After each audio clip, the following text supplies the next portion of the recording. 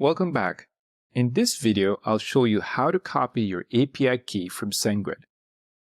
API keys are necessary for integrating SendGrid with your apps or other platforms.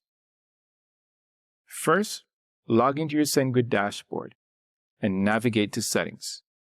Click API Keys. If you already have an API key, you'll see it listed here. To copy the key, click the View Key button next to the API key you need, and then click Copy.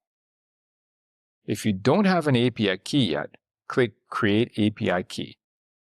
Name it, select the appropriate permissions, and click Create and View. Once the key is generated, you can copy it from the same screen.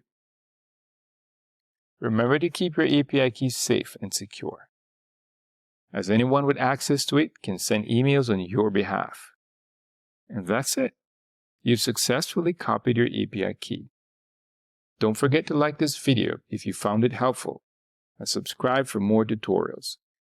If you haven't tried SendGrid, just hit the link in the description and get your free trial today.